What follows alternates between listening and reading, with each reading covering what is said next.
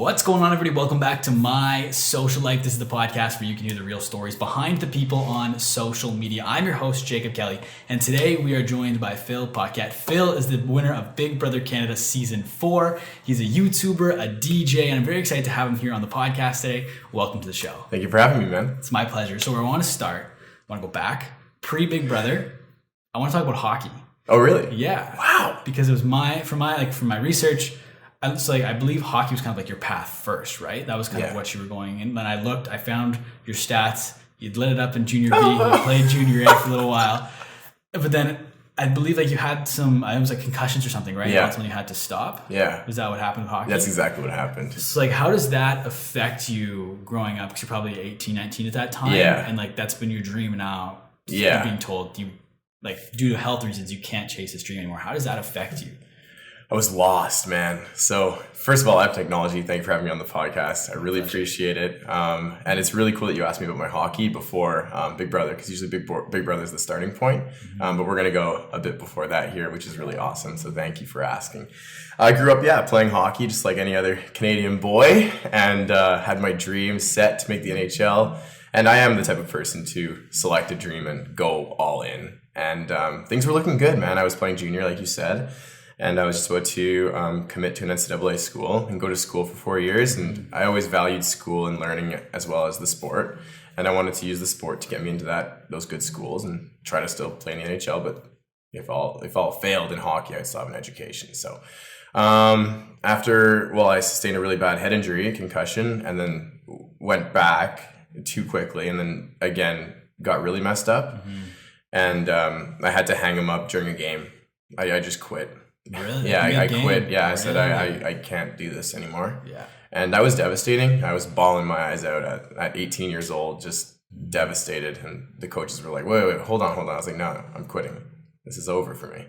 And I just couldn't live life risking brain injuries and everything that goes on there. So I quit hockey and went through a really weird part of my life there, and I didn't know what to do. Your identity is shaped as an athlete, and I think this happens to a lot of athletes when their career ends. They don't know what to do, and I was definitely facing that situation. I didn't know what to do anymore. I was lost. Yeah, and so ultimately, what did you decide to do? Is that what ultimately, just not really sure, is that what led you to auditioning for Big Brother, or was there some other things you tried beforehand? Is that how you got into DJing? What came after that moment? So just after that, I was doing school. Mm-hmm. However, with with my head injury, I literally couldn't concentrate. I couldn't focus on conversations. I couldn't retain information. And I had a tough time sticking with one personality. I swear to God, that was the hardest part. I didn't know who I was. And that was really devastating. I had insomnia, really terrible insomnia. I remember having to stay up for 2 days just to be able to fall asleep one night. It was really, really bad. My head was going. It was just going really, really fast, and with no specific direction. Yeah. So I think we can all relate to that when you're just going, and nothing productive is happening. So I became fed up of that. So I did what I had to do. I went back to school, took 3 courses. I was studying criminology, and one random summer though, my buddies told me they were Big Brother fans. They loved the show, and they were both going through reasons why they could not win. One of them was too smart. He's cocky about it. He knew it, and he loves that about himself. And we all do cherish that about Frankie. He's a genius, and everyone knows it. And my other best friend, Mike, is super athlete mode. He's super jock, and he knows it, and he's too competitive to win Big Brother.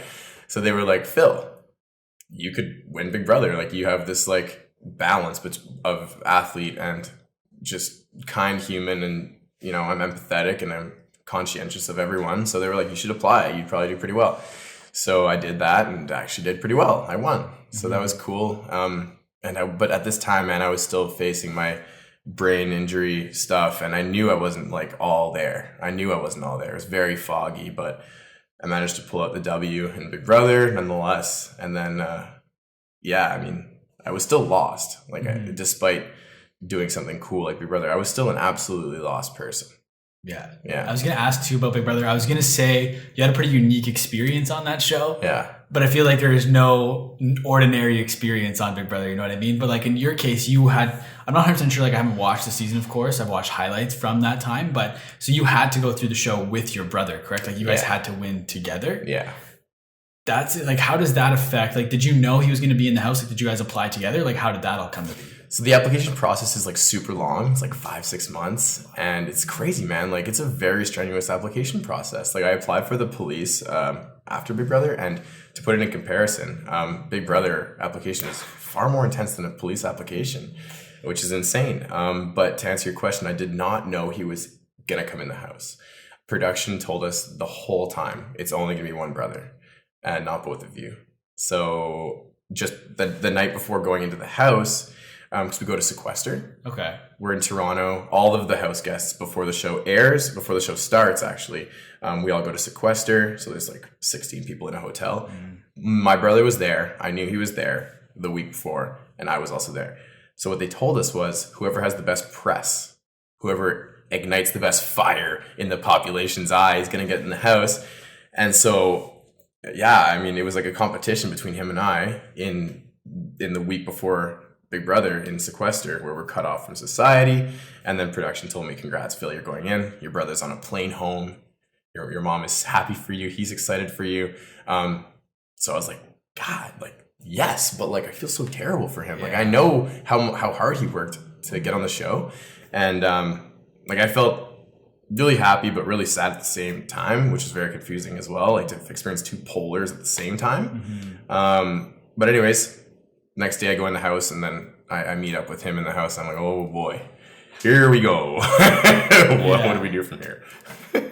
And like, obviously I don't want to get like too much into the nitty gritty of Big Brother, but I do want to ask you about one specific moment. Cool. It was in a hot tub. Yeah. Do you know where I'm going with this? Yeah. Yeah. Can you talk me about that moment where you were like almost ready to give up at that point in time?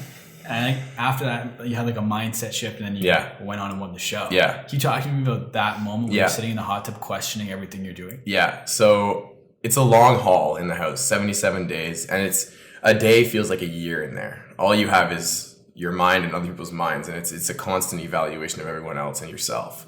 So it's very intense in the Big Brother house. And I think this conversation that you're talking about happened like maybe a month and a half in.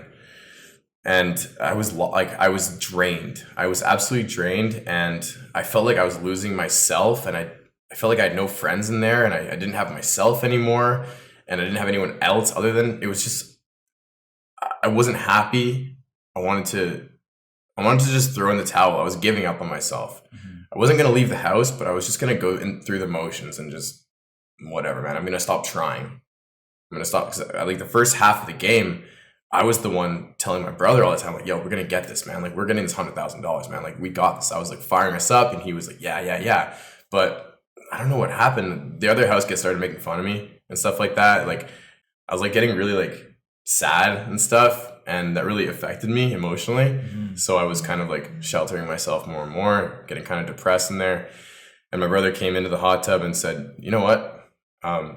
Pull yourself together, man. Like, we got this. Like, set your mind on the $100,000. That's what you came here for.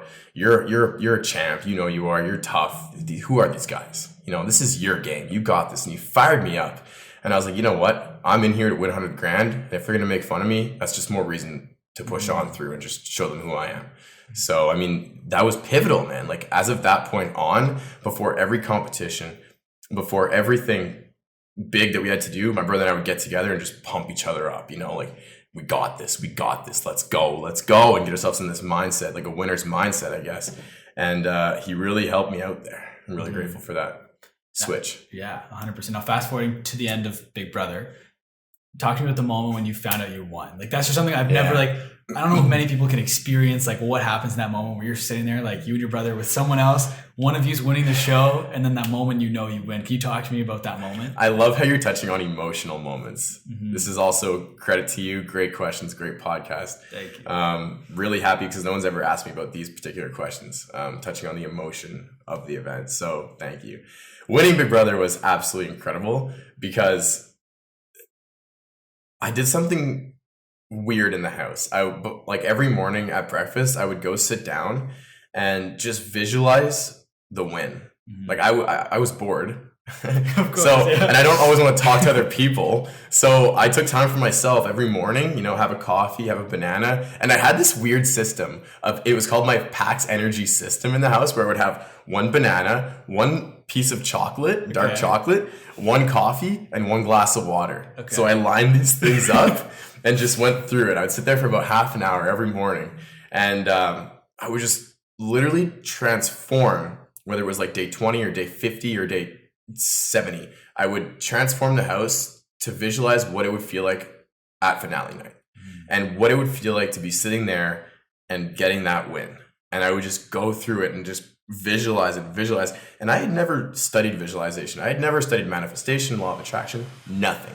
So I just spent all of this time visualizing what it meant like to win. And so to answer your question, during the win and during that moment, on that night, and walking out the doors a winner, I was like, weird, because it was identical to what I had seen in my head. So I don't know what to say about that, but that was my main thought, was just, holy shit, I just created the future back then, every day when I thought about it. And I don't know how it happened. Now I do, because I study this stuff. But back then, that was my biggest surprise. It was like, I just couldn't believe it. When Arissa announced Nick and Phil, you have one Big Brother Canada season 4, I literally went into this hypnotic trance of just repeating, I just want to be brother. I just want to be brother. I just want to be brother. I fell to the floor. I just want to be brother. I just want to be brother. Because I had pictured winning Big Brother for so long, and it was just the most surreal feeling. And I don't know how to explain it. The most unbelievable feeling ever. And knowing that my best friend, like, I walked out on stage and my 2 buddies that told me to go on the show were right there. My mom and dad and sister were right there. And it was just the best feeling ever to see them. And because those guys are the reason I was on the show. And funny story, I never told them I was going on the show. Really? No, never. That's awesome. So they were like, it was unreal, man. So yeah, it was a cool feeling. That's so cool. But the biggest part of that was definitely the fact that I had visualized so often and then experienced the reality. That was the most incredible thing ever. I actually want to kind of touch more on that. So manifestation is something that you still do today then, all the time? I'm always in like a visualization or manifestation. Like I'm here, but I'm here referencing who I ideally want to be and become, and just doing that to the best of my abilities. So I hold myself accountable. So it's like in the moment accountability based on like my vision of the future. So it's not like, hey, 5 minutes in the morning, I want to do that. Then I turn off the light switch and then I go on my day. No, like it is by the second corrections. And that's kind of how I do it, along with the morning and night stuff. That's interesting. Yeah. I feel like a big part with manifestation is this one thing to picture all these things. Yeah. Which is great and it's an important part of that process. But then it's the action that makes it happen. Right? Yeah. So it's, the belief part is the mind, and you have to put the action, do the Absolutely. work. That's one thing I feel like people just think, like, if I just sit on my couch think about it, it's going to happen. It's like, that's not going to happen. Yeah. The work is so important. Absolutely. Yeah. You're correct there. I wanted to ask about life after Big Brother. Okay. So you just get $50,000 richer. What's the first thing you, like, not necessarily like the day after, but like, what do you do at that point? Like, what is your mindset then? Like, what are your goals after winning? I didn't have many goals after that. I wish I had some goals. Yeah. But I was still the same kid going in and coming out. I just had 3 months in a house and with this experience. So like I came back out, and to answer your question, super traumatic. I didn't know who I was again. After the win, you have all this influx of, tweets, Instagram messages, mom and dad super stoked, I was in the hotel room and my mom's coming in and showing me all these messages. Hey, you got all these tweets, you got all these fans now. And I was just like, Mom, can you just leave the hotel room? I kicked her out. I kicked my whole family out of the room. I kicked everyone out of my life for a while. And it was really weird and overwhelming. And then when I went home, same thing. My best friends came with a case of beer and they were like, let's celebrate. And I was like, guys, I can't. Can you guys just give me some space and time? And that was my reality after Big Brother. It wasn't sunshine and rainbows, man. It was hard. And I also had the complication of falling in love with the girl on the show. So I was like, how can I like be in love with her? I want to go move to Calgary now. Like I want to go change my life. And so that's what I did. I moved to Calgary. Really? Okay. And like loved this girl and like was in a relationship, and it was a good experience. But I lost myself even further in that relationship. I wasn't like becoming who I need to be. I was losing everything of myself even more and just kind of having a relationship. I feel like that's such a, I don't know, like granted, I'm not too familiar with what it's like to win Big Brother or any reality show, but I feel like it's a different experience for most people. Where most people, they try to ride that wave, whereas you're trying to like push people away and just kind of get back to life. How hard is that with winning? Everyone wants to talk to you. Everyone wants to be around you. I'm sure you're getting recognized in the street, but at the same time, like you don't want to be around everybody. Like, how do you deal with that? I don't know if I did. I don't know if I did anything dealing with anything. I just kind of went through the motions with no direction. And that was really, it was just, I became a stagnant thing moving through this world with no direction. And it was a shame because I could have totally created far more for myself, but I wasn't prepared mentally to do that. And, I was doing appearances, getting paid thousands of dollars to do an appearance, DJing, whatever else, and I didn't enjoy any of it. And I mean, and part of that taught me a lesson because I was living the rock star life, and like people were lining up to get my signature, and it was insane. And the whole time I was just like, this is so unfulfilling. This is so fake smile, fake picture. Okay, yeah, cool. And like I knew immediately, I don't want this life. Like I don't like this. I hate this. And so I was just really confused because everything you think you want, you're living it now and you hate it. So then I was just faced with this question, like, why do I hate this so much? Like, what's the problem? Like I have an abundance of money right now. I have everything that everyone wants and I'm so not happy. So, I had to retreat into myself a little bit there and figure things out. I think it's important that people hear that because I feel like people think that fame, money, you're set. No. But it's happiness at the end of the day. That's the most important thing. If you don't have that, that's what you have to strive for. Yeah. 100%. I just think that's an important thing for people to hear. Absolutely. And there's also, I wanted to ask you about a quote. You said when you were 23, but before we get to that point, there's something I want to ask you about. We can skip right over it. I wanted to ask you about your friend Brandon. Yeah. We talk about that? Yeah. Want to move past that? No, I'm totally cool talking about Brandon. He's an angel, man. He's a spirit. And he's an energy that runs through and within me and around all of us at all times, man. Like Brandon is one of my best friends. He's part of the core group of 4, and he passed away on December 23rd when I came home from Halifax for Christmas. He picked me up from the airport. We went for dinner, and something happened with his body where he passed away. He was a healthy kid, and the body decided it was time for him to go. And that was very confusing for me because when you see someone's body become lifeless, I became obsessed with the question of where did his mind go? Like where's his consciousness now? Like I couldn't believe that he was just there and not functioning anymore. And that was the most confusing thing, the most confusing question I've ever had. And I became like very empty and depressed after that. And this is still all within the post Big Brother situation where I'm a lost boy. And there's this perception outside of me that everyone thinks I'm this happy boy. You got it all, Phil. I didn't. And then this happened where something very real happens. And when you lose someone close to you like that, and it wasn't expected, and it was in front of me. And when you see this physical shell of a human no longer alive, you just wonder what life actually is. And so all of my values that I had to that point, all of my attachments, I no longer valued because I was like, well, what is life even? Why would I waste my time doing anything? And everything that I was wasting my time doing, I didn't want to do anymore. So I literally just spent so many days and so many hours like in my room, lying down, doing nothing just to figure out what life is.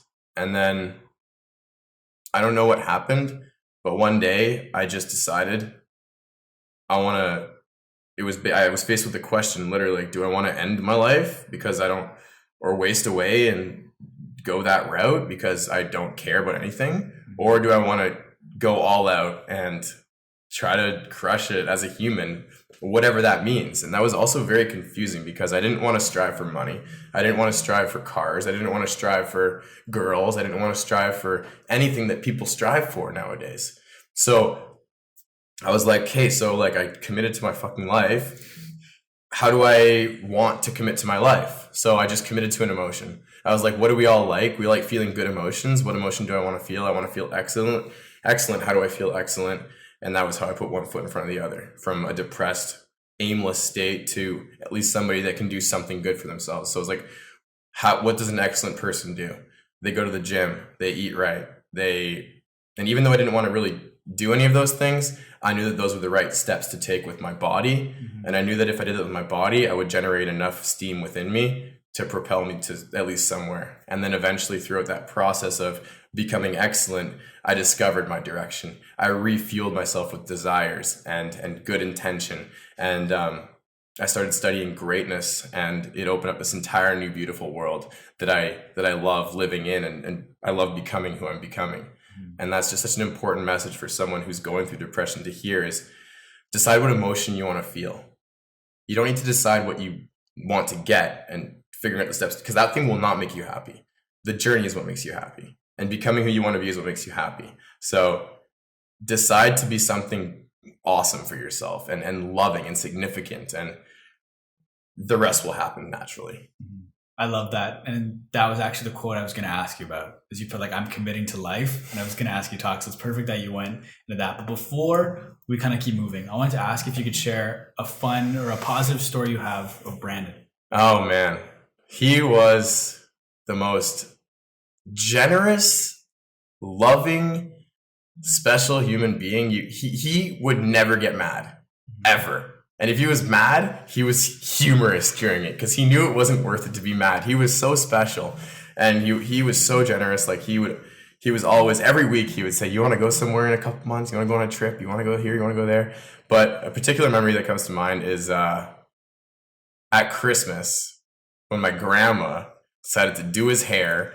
And there was like he was at my Christmas, so tons of my family's there, and he was obviously a little bit shy, and my grandma, being who she was like, can I do your hair, Brendan? So she did. He looked awful. He looked terrible. But like his gentle spirit just let my grandma fiddle with his hair, and he looked like a freaking alien. His hair looked awful. But at the table, he was just so down for whatever, and then he made my grandma happy, and everyone was laughing, and that's the memory I go back to all the time. It's just that one Christmas dinner when Brandon let my grandma do his hair. Yeah. Because he was so down for it. He wasn't too egotistical to say, nah. Like he just let my grandma do his hair. Mm-hmm. And it was so funny. We all had a great laugh, and that's the memory I go back to. He was just so down for whatever. And we went to plenty of Blue Jays games together. He always drove. He always offered to pay for the hotel, even though he didn't have more money than the next guy. He was always the one willing to do everything to make everything happen and create the experience for everyone. That's awesome. Yeah. I was just curious because sometimes it's those moments that they stand out, but you don't know how significant they'll be until later on down the line. That's why I was just curious. Yeah. I like that story. That's funny. Yeah. Yeah. So when my grandma gave him my little hairdo at Christmas. I want to ask you about DJing now. Cool. Did that start before hockey? Did that start during hockey or shortly after? Before, like, when did that start being a part of your life? So, do you remember when I was talking about my insomnia? Yeah. I had like really bad insomnia and no direction, but out of nowhere, I had this idea to download virtual DJ. It was like 4 a.m, and I was like, okay, whatever, you're not going to fall asleep, so I might as well like go do something. So I opened up my laptop, and then I downloaded virtual DJ, and then I mixed like 3 songs together, and it was a 7.5 minute mix. And I knew nothing about mixes. I didn't know that they have to be an hour long or 45 minutes long or anything. I would just like fade in, and I was like, oh, cool, that was cool. That song went to that one, and that one went to that one. And I was like, cool, I'm going to bounce it out and show it to my sister and my parents. So I showed it to everyone. They were like, yeah, it's not bad, pretty cool. And honestly, it was absolutely terrible. But it gave me great joy. And it was literally in that moment where I was like, okay, I'm being a worldwide DJ because I want to. This is going to give me enough power and fuel to make me happy. And so I committed to DJing. And then in order to be the biggest in the world, I think you have to be a producer. And so I became obsessed with music production. Like I would literally spend 10, 12, 14 hours a day producing music, just the worst music you could ever imagine. And then eventually turned into something half decent. And the next year, just 365 days later, I had 4 residencies in Ottawa. And things were rocking and rolling, man. I was like 18, 19. I was in school. And being a DJ in school is kind of fun, you know, like, you know, everyone, and it's fun. And that was a good period of my life for sure. And I've been doing it ever since. Like I still have gigs. So that one decision to download virtual DJ and make a tiny mix like led me to here. It's pretty cool. Yeah. Yeah. Can you talk to me about your song making process? I wrote it down here. It says you said you go to a different place mentally. Yeah, you really did your research. Yeah. Wow. Yeah, I try. I do. Yeah. So you go to a different place mentally, and then you produce out of the environment that you create within your own. Yeah. Mind. So like, what's the process like of going to a different place in your head? Like, do you sit in a corner and that's just like that? I just close my eyes. Think about it. And I let my mind wander. And then at first it went to sad places and dark places. Mm-hmm. So my music was very dark, and it's sick. And I've showed it to so many high-end producers, like, this is nasty. But I was like, I don't know because I know that every action has an equal and opposite reaction. So if I put out dark music a few times, that's the world I'm going to go into. Mm-hmm. It's just the law of attraction. Yeah. So I actually never released any of that music because I knew that I wanted to keep evolving, and something in me deeper wanted to make happy stuff. And so I never put that stuff out. But to answer your question, yes, I totally close my eyes and I just go into my own scene of a movie, and I produce out of that emotion, and I pull from that environment, because there's so many samples online. You can totally create from whatever's in your mind. Mm-hmm. Whatever I heard in my head, I would just put it on the thing with no bias. Not like I would break so many rules, so many music rules. I broke them all. So many mixing rules and I broke all the rules. I don't care. This is my sound. Mm-hmm. That's the beauty of having no fear, because I'm not afraid to die. I'm not afraid of anything. I'm not afraid of opinions. I'm not afraid of your bullshit. I'm not afraid of anything. So I'm going to make what I think sounds fine and sounds great. And this is my art. You can make yours. And you can have your opinion of mine. There's totally no attachment to that. So that's what I did. I pull from an environment. I pull from a story. And I create based on the story that I see. Mm-hmm. And speaking of your music and like putting it all together, I've heard you described as the king of drops. Would you really say? Oh my God, you did your research. That was a Braden Stachel. Oh my God, I was producing with Braden Stachel all a while back. He's still in music. Oh my God, wow, I'm impressed. Yeah, so it's just energy. And I just want to make great energy. So that's where that quote came from. Yeah. He's like, dude, he was stuck. He had produced a great shell of a track, and he was having a tough time with the drop, and it was electronic. So he was like, yo, come help me produce it. And so we connected on these high energy drops, and it was cool. Yeah. So that's where that came from. Yeah. And so speaking of energy, can you talk about performing? Yeah. Like that's got to be just not in terms of energy on another level, right? Yeah, it's cool. And like how I build my sets is totally just around energy. Like a lot of DJs build their sets around genre. Mm-hmm. I build it on energy, man. Like I'm like, okay, that's like a sad song. It's got this like peak and valley there. And then I know that I want to go there. It's different. And that's what I love about it, because you can totally see and feel the switch in the room. And like, that is truly an incredible feeling, because you're the one making it happen. Mm-hmm. Right? And when you start losing a crowd too, you're like, oh shit, I better switch it up. And that's also challenging and fun. I like it. Yeah. I have another quote of yours that I want to ask you about. So you said, I need to do something crazy with my life because I know I'm supposed to. Yeah. But you didn't necessarily know what that thing was. Ultimately, did that end up becoming kind of living homeless per se, and then vlogging on YouTube? Is that what that crazy thing was? So the reason I blew all my Big Brother money, by the way. Really? Yeah. Okay. Yeah. So I was like out of funds, man. And I'm going through this trauma with Brandon's passing. And I basically had no direction, but I had committed to greatness, right? I committed to excellence. So I was like, what can I do? Okay, like I can go buy a camera for like $900, which is like way too much money for what I had when I went to spend that money. And I was like, I want to go do daily vlogging because I know that I can be on camera. I know that I can take people on a journey, and I know I can document. So I'll go do that. And I felt like that was just the right step for me. I couldn't think of anything else to do that was better for me.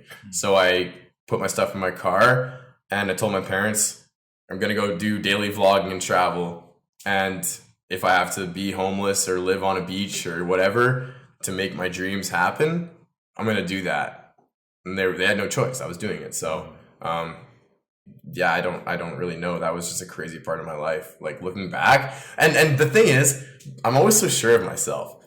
Back then, I felt so sure of myself. I was like, if I can make, 100 vlogs this year, I'll blow up on YouTube and I'll have my income and I'll do what I love. That was how simple it was. And it might be like you with your podcast. If I release this many podcasts, I stick to the schedule, I do this, it'll work out. And it's funny how sure of yourself you can be. And that's totally the right thing you have to do because it leads you to this and it leads you to that next thing. So that was my next step and I did it. And I put my stuff in my car. I was homeless and then I drove around and I had no plan and I vlogged. And it was awesome. I saw the entirety of the United States. I drove around for 2 months, slept on couches. It was unreal, man. I grew so much spiritually and it was just an amazing experience. And I didn't know what would come after that. I thought I was going to be a massive YouTuber and have millions of subscribers and of course generate enough income. That didn't happen for whatever reason, man. Like people always tell me like, man, you should have millions of followers. Like, your vlogs are sick. You're consistent. I was like, I don't know what's going on, man. I'm not hitting the algorithm. I don't know what you want me to tell you. Like I'm doing all the things right. Might have been the universe. I don't know. Who knows, yeah. But after that, I got an opportunity with a company called Team LTD. Mm-hmm. They saw my vlogs. They saw the opportunity with me to work with them in their content. So I did get a bigger opportunity with another company to keep going. So that was really cool. And I could have never predicted that all the way back then when I just decided to get a camera and go drive around and film myself. Yeah. So yeah, you don't always know what's going to happen, but you just got to trust the process. Yeah. And I do want to get to Team LTD, but first I want to talk a little bit more about that time when you're just traveling all over the place in your car. I think I saw somewhere that was your birthday. I think it was your 25th birthday, and you were traveling, you were homeless, you're by yourself. You went for breakfast by yourself on your birthday. What is that experience like? How does that shape you? Sad. Yeah. I was really sad. And so I was still booking DJ gigs. That's how I was kind of like making money while traveling. So I had a gig in Calgary and like it was still awesome. Like I was still in the public eye. I was still happy, awesome, like living the dream. He's traveling, like what? He's so lucky. Dude, I was so empty and sad inside. Not even funny. But I figured that if I went through these motions, I would become happy somehow. So I did them. And so in Edmonton, it was my birthday. And on my birthday, I was performing. And like I had on my rider, I have a hotel room and all this. So like I have it all, dude. Like I should be so happy. But so the day of the gig, I went to a cactus club just for breakfast. And I remember looking at everyone there, like having a good time, chatting with friends, chatting with family. And I was just alone. I was so alone. And I don't know what that did for me, but I just wasn't like happy. I knew it. And even though I was DJing and even though I was free on the road and even though I don't know, I just wasn't happy. So I had to further do things more. I had to do more things to become more happy, but I wasn't doing the right things. And that was the key. That's so huge. I didn't have a big goal. I had the goal of having 10 million subscribers, but I didn't have the goal of who do I want to be for that to happen? And that's the big question you have to ask. Yeah. It's kind of interesting to hear you say that because I had someone else that did daily vlogging on my podcast. And they said that you don't necessarily anymore, like back in a few years ago, daily vlogging worked for YouTube channel growth. But now it's almost like you do daily vlogging, not for channel growth, but for personal growth. So I'm assuming that along with a bunch of other things, you learned about yourself. Yeah. And it's so fun to look back on those videos. Like I'm literally a different person. Yeah. Literally different person. And it's really weird to watch. No, I like vlogging. Something that's always like been interesting to me, and I've never been able to commit to the daily vlog. It's hard. Yeah, so last year I literally made a video, just a cell phone vlog, and I was like, I'm committing daily vlogging for a week, and then I didn't post the second one. I literally daily vlogged for a day, and then I called it. Like, it's a grind, and you did it for how many days in a row? I did 30 daily vlogs in a row, and so this past year I've made like 250 YouTube videos. Wow. Yeah, and I've done a lot of living. Like, so my schedule to commit to the dailies was, so like on my road trip, I uploaded every day for the first month. And so I would do a lot of driving. Let's say we were in Florida. We drove from Florida to Mississippi in one day. So all the way from Miami to Mississippi is like a big driving day. And we were vlogging the whole time and doing the road trip every single day, vlogging road trip experiences, get to the hotel, edit. We get to the hotel at like 10 p.m. usually. And I would edit till like 1 a.m. and then go to bed, hit a Starbucks, and then edit till noon the next day. And then we would drive to the next location. Or if we liked where we were, we would stay. But it was literally, I was robotic. And that's what daily vlogging does. It turns you into a robot. And it pulled me so out of awareness and so out of presence of being a human that I missed everything. Mm-hmm. I grew a lot, but it didn't feel good. I was just in my camera when realistically, if I be honest with myself, I would have loved to do the whole thing with no camera. Interesting. Yeah. I'm going to do the trip again and do another thing like that, drive around and just have no plan and just drive and watch sunsets and jump in the ocean wherever, because it's friggin' awesome to do those sort of, like, no plan is the best life, but there's just something about vlogging that creates a disconnect, because your mind's awareness is always going to be in the camera. Even if you're not filming, you're still gonna be like, well, where's the next shot? Like, it's a weird mind. So I'm happy to be out of that, to be honest. So what would you say then to someone if they come to you and they're like, I want to start a daily vlog? What is your advice then? Because like, you've got both sides, right? You learn so much about yourself and you grew through doing it, but at the same time, like you said, it's robotic and you're not really yourself. So like, what do you say to people if they want a daily vlog now? What's your advice? Or if they're not even sure, like, should I or shouldn't I? What do you say to them? Know your purpose, know your why, and know who you're becoming and who your audience is. And all of these questions, it's very important, because this will create, because if you're going to start a daily vlog and not know why, your life will be, I don't know, man. Just choose some, I don't know, I don't just daily vlog to daily vlog. Because I've seen this a lot where people just start daily vlogging and become someone that people want to see. You gotta stay true to someone who you want to be. Don't become someone who you think people want to see. That's the biggest recipe for disaster, because that is not sustainable. So if you want a daily vlog, know why you're doing it. Like, I know a lot of vloggers and stuff that are like within the niche of, law of attraction, and that is their passion. So it's fine. They're talking about it all day, every day anyway, so they can upload a video, no problem. But if you're just daily vlogging to be entertaining, that is not a sustainable model, and I wouldn't recommend it. So decide what you love first without the vlogging aspect, and then if you want to do vlogging, what content do you want to make? What content do you love talking about? What do you love being curious about? Because that's what's going to offer the most value to the people watching your channel, and that's very, very important. And consistency is very important as well, and consistency in content niche is very important as well to find that success, because you don't want to vlog and still have 100 subscribers after 1,000 videos, right? You want to get somewhere, and that's ultimately the goal. So, in any great business or any great offering, you have to know what you're offering, why, and to who. So that would be my big answer. If you want to start vlogging, just know why you're doing it and who you're doing it for. Yeah. I think it's interesting now that you want to redo that trip without the camera. Yeah. So talk to me about travel then. Like, why is travel so important to you? When you move your body into a different environment, you have new thoughts. And I'm huge on new thoughts. I love new thoughts. It makes you have new thoughts and then new thoughts, and then that's infinite. You don't know where that's going. And if you do have a direction, like my big goals, they're all always present in my mind's awareness. And if I move my body into a new country, or a new culture or something, if I have that awareness of what I want to do in life and I'm learning all these new things and getting inspired in different routes and directions, pulling all of this new experience in, it's going to create a beautiful amalgamation of growth and development.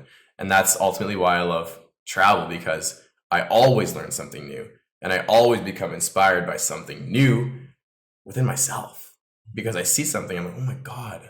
And I always become more grateful for what I have when I go travel. So it's just new. Like, I hate stagnation. I don't want stagnation. I want growth. I want new thoughts. I want new evolution. And that happens when you change your environment. Mm-hmm. Yeah. That's awesome. And I always ask people when I get into travel, what is like a crazy travel story that you have? I'm always curious.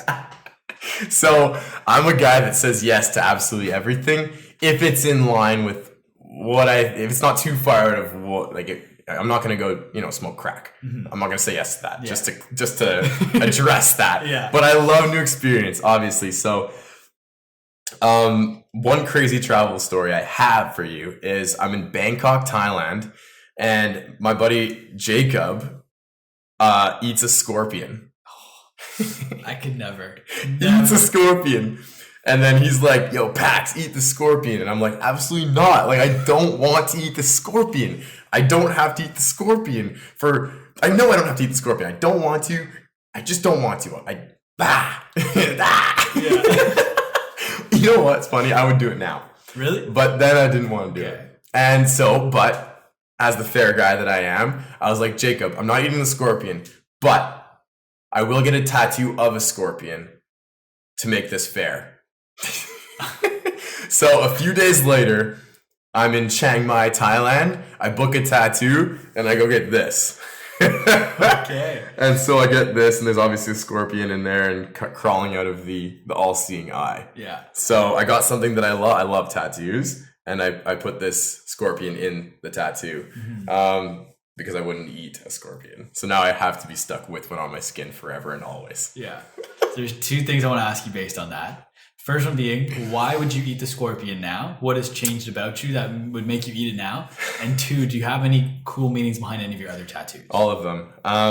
So I would eat the scorpion because I'm less attached to what I believe and value. Mm-hmm. Even just a few months ago on that trip, I was like, no, But even as the trip went on, like, I was not open to eating bugs in that. That was like one of the first days. And Jacob was already okay with eating bugs. But then, like, after a few days in the trip, I started eating bugs. I ate many bugs on the trip. So now I'm okay to go back and eat a scorpion. Like, I'd be okay with it just by doing it. Like, I started with a small cricket, and then what else did I have? A worm and a different type of worm. I ate like a bunch of different bugs, and now I would go back up and eat a scorpion. I don't know, man. Like, eating bugs is tough for me. Like, I don't know. Like, I just try to picture eating a worm. Like, I don't know. Yeah.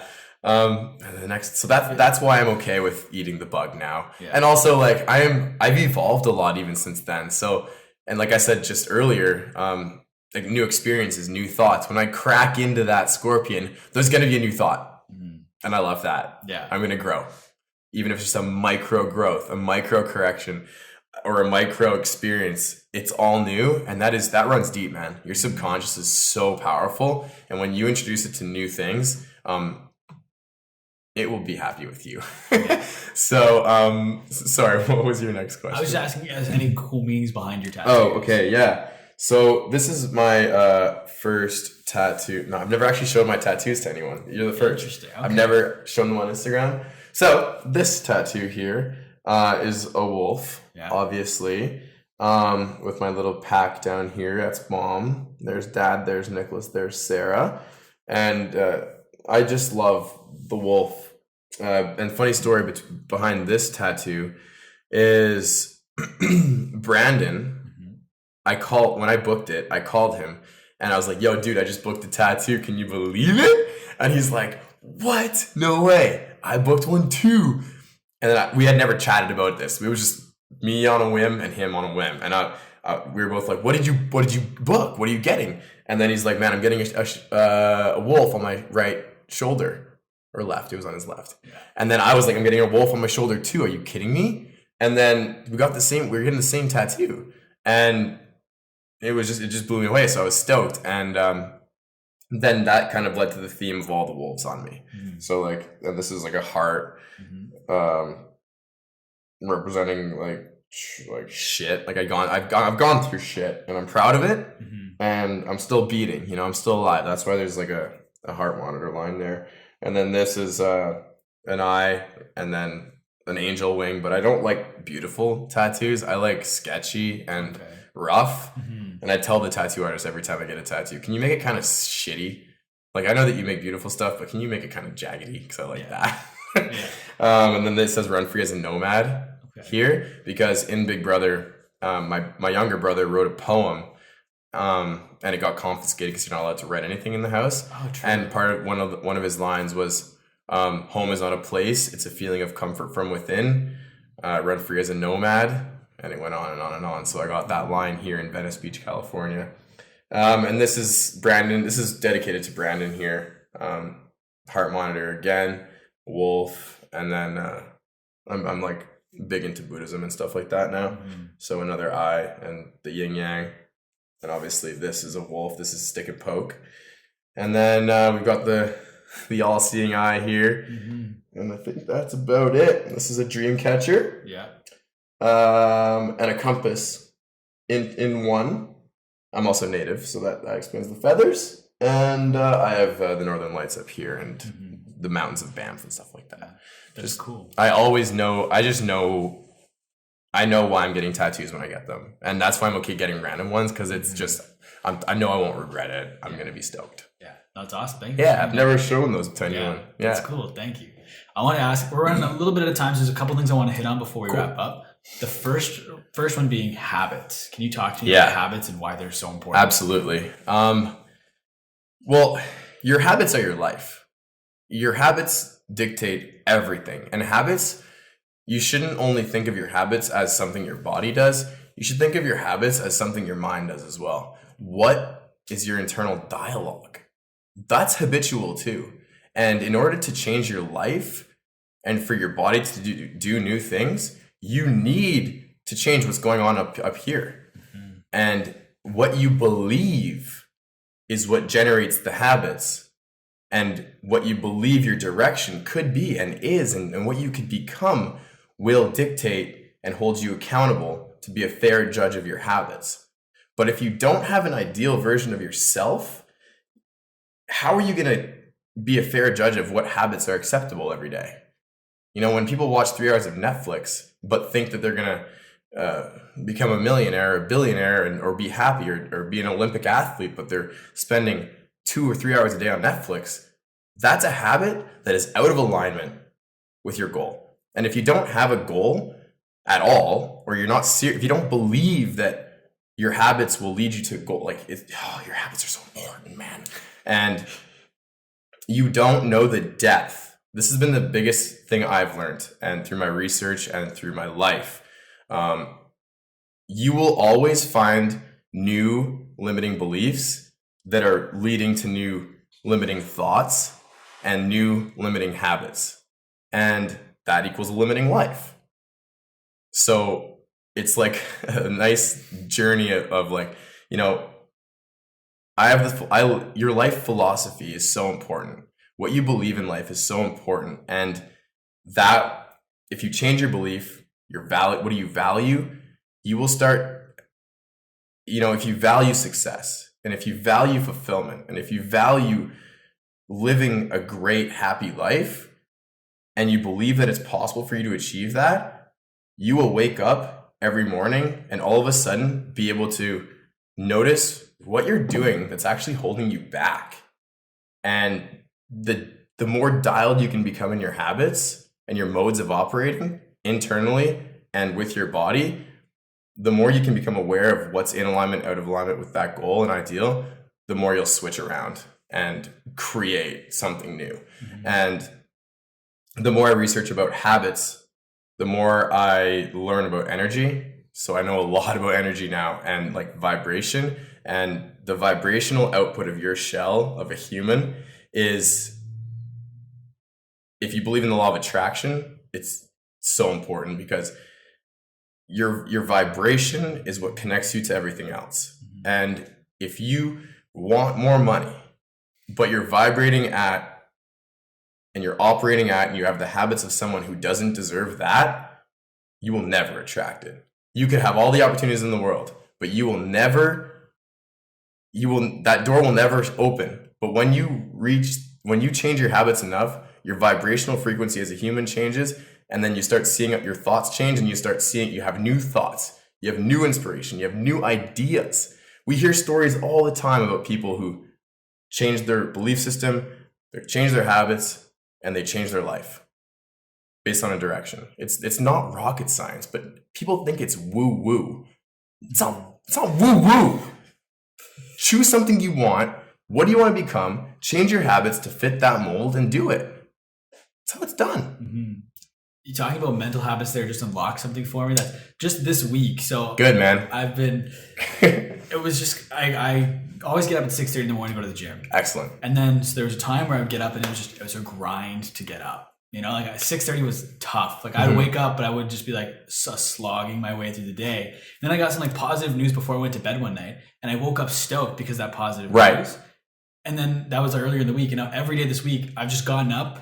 Remember that I got up stoked that day. Why can't I be stoked every day when I wake up? And so it's just that mindset shift of being excited when my alarm goes off. Hell yeah. Has made 6:30 a breeze. I got up at 6:30 today on a Saturday. Yeah, and man. I never used to. I was like, that's just my weekday wake up time. But today I got up at 6:30 because I changed the mental habit within my brain. Like, but I didn't realize that's what I was doing until you said that there. Just unlocked that. Amazing, man. And that's part of what I do and what I love to do is just unlocking that one. Like, but it's got to make sense for you. It has to click in that subconscious. You got to have that heart brain coherence. Yes, it makes sense. Let's do it every day now. It's a habit.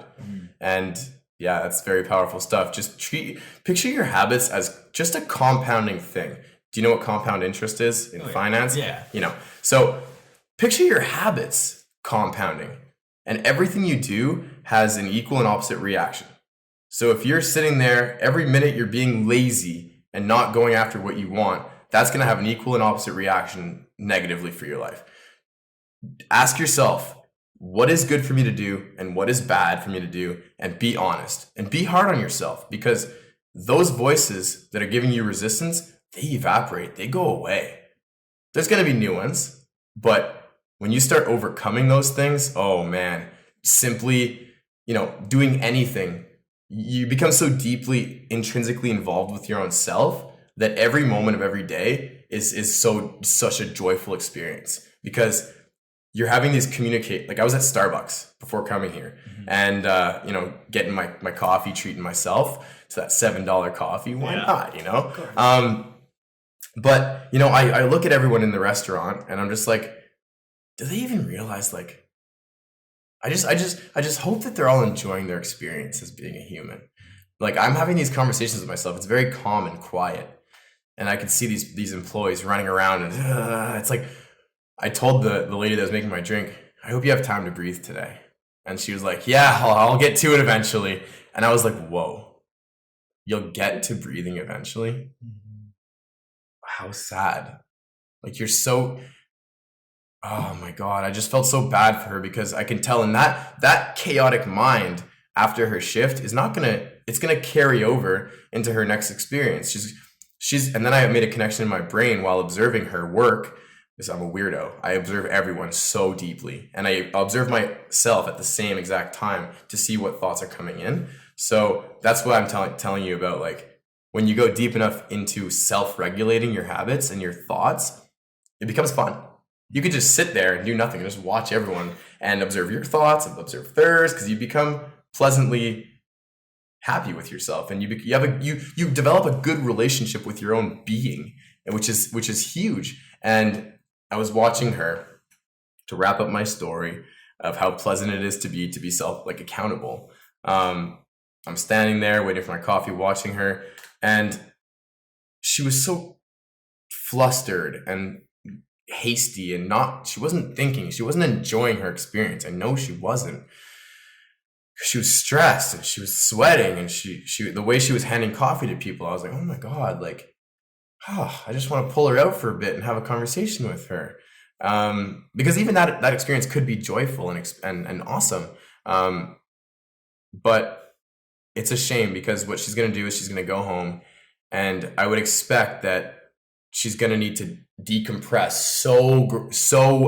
so much bigger than I ever have to decompress. She's going to have to, if I worked that crazily, I would have to go watch 3 hours of Netflix to get so removed, or I would have to go get drinks with my friends and just drink myself, because that's balance. That chaos at work is going to be met with an equal need for deep separation from that.